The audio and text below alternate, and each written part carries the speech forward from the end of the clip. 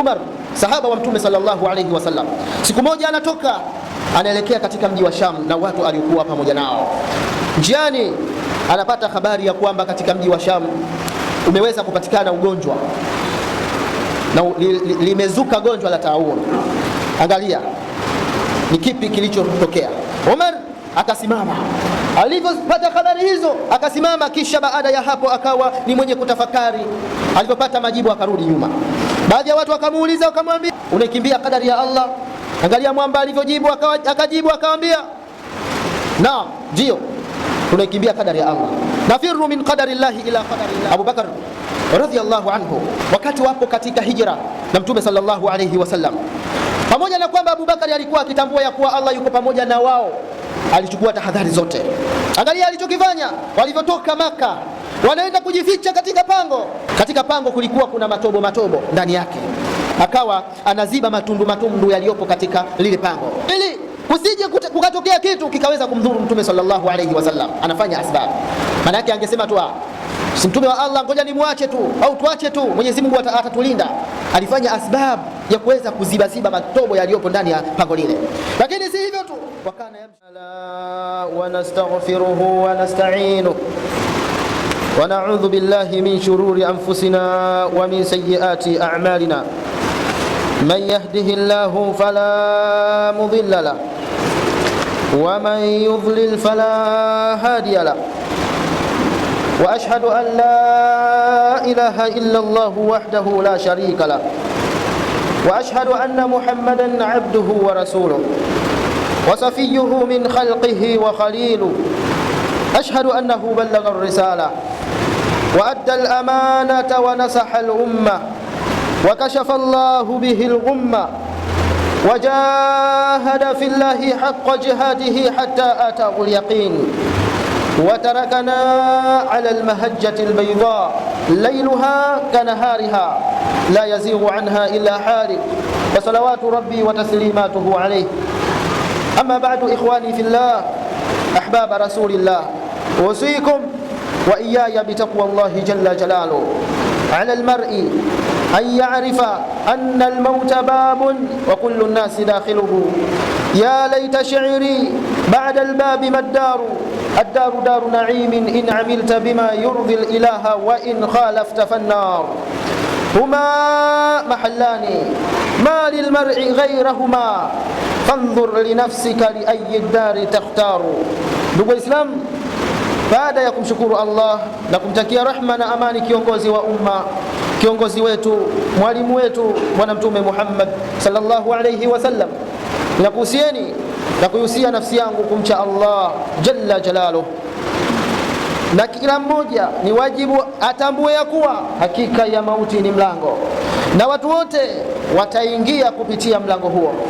Laiti ungelijua kuna makazi gani baada ya mlango huo. Baada ya mlango huo kuna makazi ya neema. Baada ya mlango huo kuna makazi mazuri ya kheri kwa yule ambaye aliyekuwa tayari kuyatenda matendo yenye kumridhisha Allah Mola wake.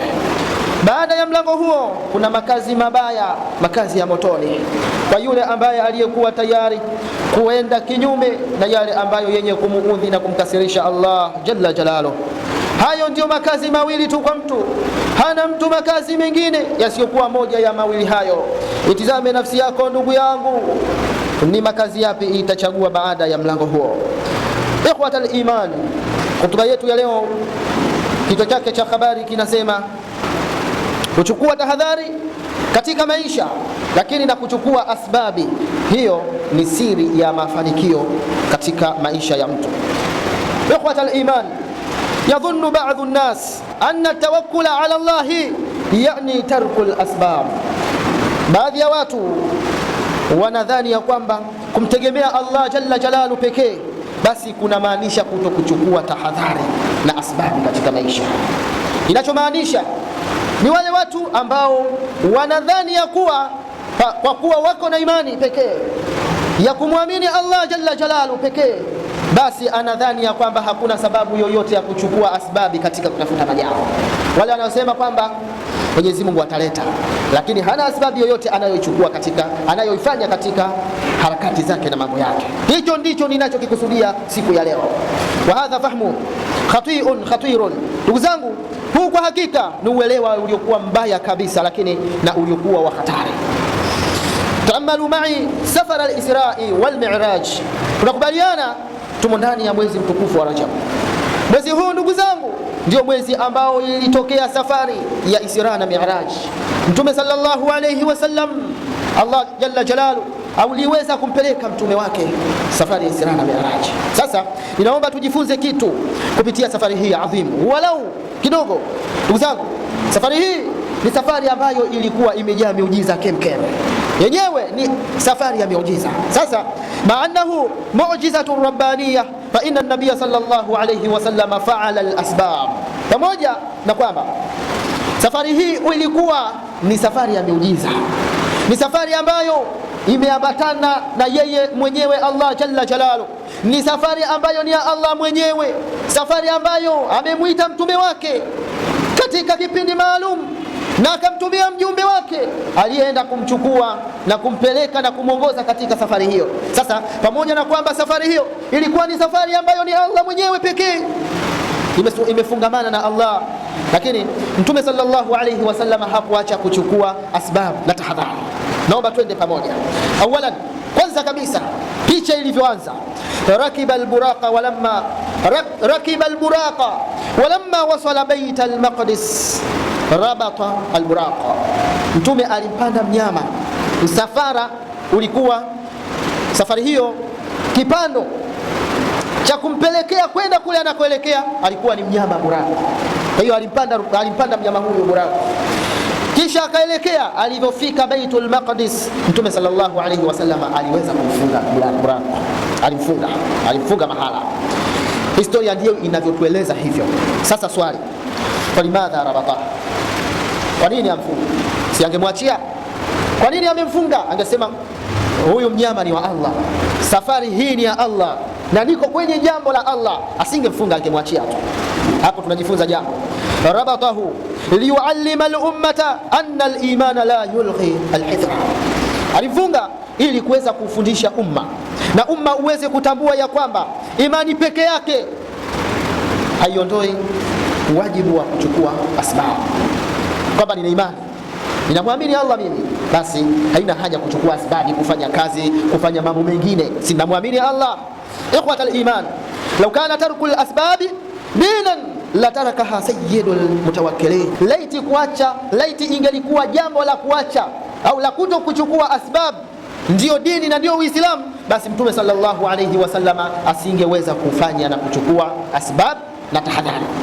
Angalia, alifunga buraq akiwa katika tukio kubwa kabisa, tukio hili ambalo ni la Allah mwenyewe.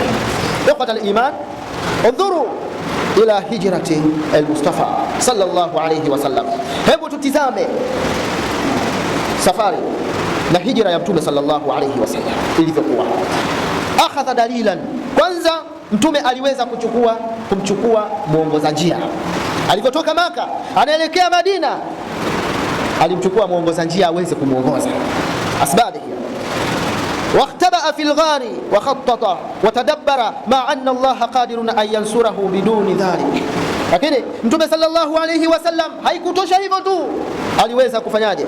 Kujificha katika pango. Ndio, alijificha katika pango, alienda kujificha, akajificha ili wasiweze kumuona watu. Lakini alipanga mipango. Kwanza alitafakari na alikaa chini, akaona sasa hapa cha kufanya nifanyeje. Alipanga mipango, ni asbabi mipango, lakini na akafikiria kwa umakini kabisa nicho anachokifanya, kisha akatawakkali kwa Allah jalla jalaluhu, pamoja na kwamba Allah alikuwa na uwezo wa kumnusuru na hayo yote, lakini alichukua asbabu. Fahadhihi hiya sunnatullah. Ndugu zangu, huo ndio mwenendo wa Allah na huo ndio utaratibu wa Allah tabaraka wa taala. Tawakkulun bila kasalin wa imanun ma'a amali. Kutawakkali kwa Allah jalla jalaluhu bila ya uvivu, kutegemea kwake Allah bila ya kuwa na uvivu, lakini na kuwa na imani pamoja na kufanya sasa amali vitendo, ndio asbabu. Ikhwata al-iman, man talaba shay'an wajtadda wa akhadha al-asbaba wajtahada wajada. Ndugu Islam, Yeyote yule sasa anayetaka maisha ya mafanikio katika dini yake na akhera yake na dunia yake, basi huyo akusanye vitu viwili.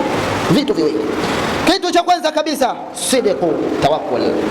Tawakkal ilikuwa ya kweli kabisa katika utafutaji wako. Ili ufanikiwe, kwanza uwe na tawakkul. Tawakkal yani kutegemea kwa Allah, na tawakkali yako iwe ni ya kweli na isiwe ni ya kinafiki wala isiwe ni ya juu ya bla bla.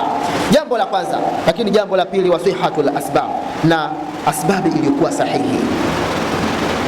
Sio asbabi yako inakuwa ni asbabi ya mchongo, asbabi yako inakuwa ni asbabi isiyokuwa yenye kheri, lakini ambayo haikubaliki, isiyokuwa nzuri. Uchukue asbabi iliyokuwa sahihi kabisa. Fasalatu sababun, kwa sababu swala, ndugu zangu, kwanza ni asbab. Wal ilmu sababun wal amalu sababun wat takhtit sababun. Ilmu ni asbab. Kimwona mtu anachuma na anafanikiwa kupitia ilmu yake, maana yake hiyo ilmu ni asbab. Kazi pia kadhalika ni asbab, lakini na kupanga mipango pia vile vile ni katika asbab. Fa'lam ya ikhwani fillah anna man taraka al-asbaba faqad ta'ana fi sunanillah. Kila mmoja ni wajibu aweze kujua na kutambua ya kwamba kuacha asbab, kuacha kufanya asbabi na kuchukua asbab, basi mtu huyo ambaye ameacha kuchukua asbab, hakika atakuwa amepinzana na kupingana na sheria za Allah. Na yule ambaye mwenye kutegemea, waman i'tamada ala al-asbab wahdaha faqad nasiya Allah, na yule ambaye anategemea asbabi tu peke yake, huyo atakuwa amemsahau Allah jalla jalaluhu. Hivyo haifai kabisa kuwa na asbabi peke yake bila ya tawakkul. Kwa hiyo asbab kisha tawakkali kwa Allah jalla jalaluhu. Tawakkal ala Allah thumma khudh bil asbab. Muogope Allah, kwanza tawakkali kwa Allah, tegemea kwa Allah, kisha chukua asbab. Tawakkal kisha chukua asbab. Fattaqullaha wa khudhul asbab ya ibadallah. Mcheni Allah na mfanye asbabi waja wa Allah, watawakkalu alayhi haqqa tawakkul, na mtegemee kwake ukweli wa kutegemea. Sasa ndugu zangu, tusikilize mafanikio ya Qur'ani dhidi ya tawakkal na asbab. Tumwangalie Bi Maryam binti Imran, Maryam ibnata Imran. Bi Maryam, wakati Bi Maryam amebeba ujauzito wa Sayyiduna Isa ibn Maryam, Allah alimpa mtihani, lakini mtihani huo ni wa kheri, kwa sababu kulikuwa kuna kitu kinachokusudiwa mbele yake. Qur'ani inasema katika surati Maryam, a'udhu billahi minash shaitanir rajim, فحملته فانتبذت به مكانا قصيا فأجاءها المخاض إلى جذع النخلة قالت يا ليتني مت قبل هذا وكنت نسيا منسيا فناداها من تحتها ألا تحزني قد جعل ربك تحتك سريا وهزي إليك بجذع النخلة تساقط عليك رطبا جنيا فكلي واشربي وقري عينا. Allah subhanahu wa ta'ala anatuelezea habari kidogo za Bi Maryam. Anasema fahamalathu fantabadhat bihi makanan qasiya. Bi Maryam, Allah subhanahu wa ta'ala alivyomjalia, alivyobeba mimba ya Nabii Isa, ilikuwaje? Fantabadhat bihi makanan qasiya, alienda mahala pambali kabisa kujificha, maana yake alikuwa hana mume, kuogopa shutuma zile, itakuwaje watu wakiniuliza, kuulizwa aibu, una mume wewe, mimba umeipataje? Kwa hiyo alienda mbali. Anasema faajaaha almakhadhu ila jidhi nakhla, wakati sasa yuko huko mbali, ameenda kujificha huko, ukampata uchungu, anahitaji, anataka kujifungua, uchungu umembana, maumivu yale, hali na shida anayoipata. Qalat, akasema ya laitani mitu qabla hadha wa kuntu nasiyan mansiya, ile hali jinsi ilivyo mkamata, akasema wallahi ninatamani ningelikufa kabla ya haya na ningetoweka kabisa na nisingefahamika nilipo. Akawa anapata shida, yuko peke yake. Fanadaha min tahtiha alla tahzani qad ja'ala rabbuki tahtaki sariya, wakati huo sasa anataka kujifungua, hali ni tete. Hapo ndipo ikasikika sauti inamwambia usiwe na husna, usihuzunike, qad ja'ala rabbuki tahtaki sariya, Mola wako ameweka kijimto cha maji kinapita chini yako. Kisha akasema sasa asbabi, angalia inapopatikana asbabi hiyo. Tena katika aya ya nyuma yake malaika Jibril alikuwepo, maana yake yeye ndio aliyekuja kumpa muongozo. Hana mtu aliyekuwa naye, anaona tu kijana yuko mbele yake, anamuuliza wewe ni nani? Akamwambia mimi ni mja wa Allah, nimekuja kukubashiria kwamba utapata. Lakini angekuwa amsaidie basi, amwambie hebu ngoja nikuletee maji, ngoja nikuletee hiki. Yuko hali mbaya tete pale alipo, uchungu unamjia, lakini hakumsaidia chochote. Angalia asbab, tuangalie ummati Muhammad uzito na siri katika kufanya asbab. Wale ambao ni mabingwa wa kubweteka, akwambia Mungu mimi atanipa tu, Mungu atanipa, Mungu ataleta. Akamwambia wahuzi ilaiki bijidhi'in nakhla, akamwambia kwa sababu pale alipojiweka ilikuwa ni chini ya shina la mtende, chini ya shina la mtende. Hapo hapo Allah akajalia kijimto kikawa kinapita chini yake. Akamwambia, sauti ikamwambia kamata na shika hicho kidogo cha mtende, hilo shina la mtende litikise, itakuangushia juu yako tende mbivu zilizoiva. Hawezi, lakini sababu ya kushika tu kwenye kile kidogo cha mtende, kwenye lile shina la mtende, hali aliyokuwa nayo alikuwa hana nguvu ya kuweza kutingisha mtende na kudondosha tende ili apate kula, lakini aliambiwa sababu tu ukamate, tingisha, Allah atakuwezesha tende zitakuputika na zitakuangukia, utapata kula. Na hivyo ndivyo ilivyokuwa, ni kweli. Baada ya hapo akafanya hivyo na ikawa hivyo. Akamwambia fakuli washrabi wa qarri aina, sasa kula tende hizo na maji hayo unywe, na moyo wako, nafsi yako iweze kutulizana. Aina ma takunu ya man tayas, uko wapi wewe ambaye uliokata tamaa? Wa ya man la tahaddi wala ta'khudhu al-asbaba ila sabili an-najah, na uko wapi wewe ambaye usiyechukua tahadhari na usiyefanya asbabi katika maisha yako, katika kuyaendea mafanikio yaliyokuwa ya kheri. Naomba sasa tuweze kujifunza kitu kupitia masahaba wa Mtume sallallahu alayhi wasallam, baadhi ya tahadhari lakini na asbabi walizozichukua katika zama zao na wakawa ni wenye kufanikiwa. Sote tunafahamu na kumtambua Umar bin Khattab radhiyallahu anhu wa arda, kharaja ila Sham wa balaghahu anna ta'una qad waqa fiha tawaqqafa wa raja'a. Umar sahaba wa Mtume sallallahu alayhi wasallam, siku moja anatoka anaelekea katika mji wa Sham na watu aliokuwa pamoja nao. Njiani anapata habari ya kwamba katika mji wa Sham umeweza kupatikana ugonjwa na limezuka gonjwa la taun. Angalia ni kipi kilichotokea.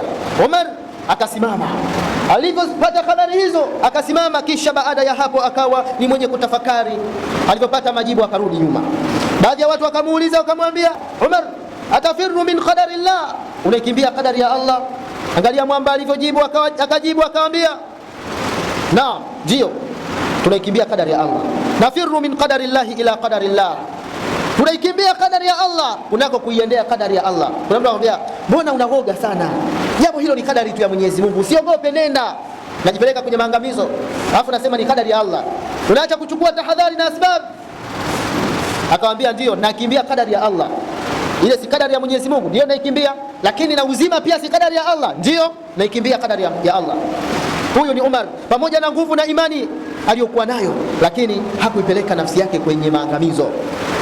Alichukua asbabi na tahadhari na akarudi nyuma. Idhan alhurubu min alkhatari laysa dhu'fu iman bal fiqhu fi din. Ndugu zangu, jambo la kukimbia katika hatari, unamwona simba anakuja, basi jambo hili la kukimbia hatari sio udhaifu wa iman katika dini, bali ni ufahamu sahihi wa dini. Inda ma'arakati al-Qadisiyya kana Sa'd ibn Abi Waqqas radhiyallahu anhu wa arda maridan, vita ambavyo alipata kuviongoza Sa'd ibn Abi Waqqas. Sa'd alikuwa ndio kiongozi katika vita hivi, yeye ndio amiri mkuu, amiri jeshi katika vita hivi. Lakini angalia, kwanza alikuwa ni mgonjwa, anaumwa, alikuwa na maradhi Sa'd bin Abi Waqqas. Baada ya hapo hakusema kwamba mimi ni mgonjwa hivi sasa, ngoja tugailishe hivi vita, twende tukapigane siku nyingine. Lakini mwamba akasema hapana, ni huko huko. Alichokifanya, alifanya sababu. Kwanza nadhama aljuyusha, aliwapanga vizuri majeshi yake, wa akhadha alasbab, na akachukua asbabi zote akazifanya na maandalizi yote akayafanya. Kisha wadaa Allahu fakana an-nasru min indillah, kwa unyenyekevu kabisa. Baada ya maandalizi na kupanga vyema kabisa jeshi lake, kwa unyenyekevu akamwelekea Allah na akamwomba Allah jalla jalalu aweze kuwapa ushindi. Na ni kweli Allah akajalia ushindi na akaweza kushinda katika vita hivyo, vita ambavyo vilikuwa miongoni mwa vita vigumu kabisa. Alichokifanya amefanya asbab na Allah akamwezesha na akaweza kufanikiwa. Hakadha adua bila tadbir naqsun, dua ndugu zangu bila ya mipango, basi jambo hilo linakuwa na upungufu. Lakini na mipango pia bila ya dua, jambo hilo pia linakuwa na upungufu ndani yake. Abu Bakar radhiyallahu anhu, wakati wapo katika hijra na Mtume sallallahu alayhi wasallam, pamoja na kwamba Abu Bakar alikuwa akitambua ya kuwa Allah yuko pamoja na wao, alichukua tahadhari zote. Angalia alichokifanya, walivyotoka Maka wanaenda kujificha katika pango. Katika pango kulikuwa kuna matobo ndani yake. Annahu sadda alhujra fil ghar, akawa anaziba matundu yaliyopo katika lile pango ili kusije kukatokea kitu kikaweza kumdhuru Mtume sallallahu alayhi wasallam. Anafanya asbab. Maana yake angesema tu si Mtume wa Allah, ngoja nimwache tu au tuache tu, Mwenyezi Mungu atatulinda. Alifanya asbab ya kuweza kuziba matobo yaliyopo ndani ya pango lile. Lakini si hivyo tu, wakana yamshi amama nabii sallallahu alayhi wasallam marra wa khalfahu marra, akaonekana wakati wanatembea njiani hivi Abu Bakar mara anatembea anaonekana yuko mbele ya Mtume, mara anaonekana yuko nyuma ya Mtume sallallahu alayhi wasallam. Hatulii maana yake. Alipokuja kuulizwa kwa nini ulikuwa unafanya hivyo, akasema adhkuru rasada fa amshi amamahu wa adhkuru talaba fa amshi khalfahu, mimi nilikuwa nikikumbuka na nikitafakari hatari iliyopo mbele, ninamhami Mtume, ninakuwa mbele yake isimpate Mtume, lakini nilikuwa nikifikiria na kutafakari nyuma tunatafutwa, kuna hatari, kuna watu wanatutafuta na wanatufuata nyuma yetu, kwa hiyo niwe nyuma ya Mtume ili asije akadhulika na lolote. Idhan almahabbatu sadiqatu ta'ni hifdhul asbab, upendo wa kweli ndugu zangu kuambatana na kuchukua asbabi na tahadhari ndani yake. Ndugu Islam, napenda kuhitimisha na kuitamatisha hotuba yangu kwa maneno haya. Tuko ndani ya mwezi mtukufu wa Rajab. Tunatakiwa tufahamu kwamba Rajab shahru tayquz la shahru at-takasul. Mwezi wa Rajab ndugu zangu ni mwezi wa kwanza wa kuamka, sio mwezi wa kulala, sio mwezi wa uvivu. Wa huwa shahru al-istidadi la shahru al-ittikal. Ni mwezi wa maandalizi mwezi huu, mwezi mtukufu. Lakini sio mwezi wa kutegemea tu bila kufanya asbab. Watu wafanye asbab za kutosha kabisa. Kama ulikuwa umejisahau, ulikuwa una madeni na Allah jalla jalalu, basi amka kwa kufanya na kulipa madeni. Man arada an yablugha ramadhana biqalbin salim falyaslih asbabahu fi Rajab. Yoyote yule ambaye anakusudia na anataka Ramadhani iweze kumfikia, basi inatakiwa auandae moyo wake na ausafishe moyo wake vizuri kabisa, na utengeneze vizuri kabisa moyo wake. Fa inna Allah la yughayyiru ma biqawmin hatta yughayyiru ma bi anfusihim.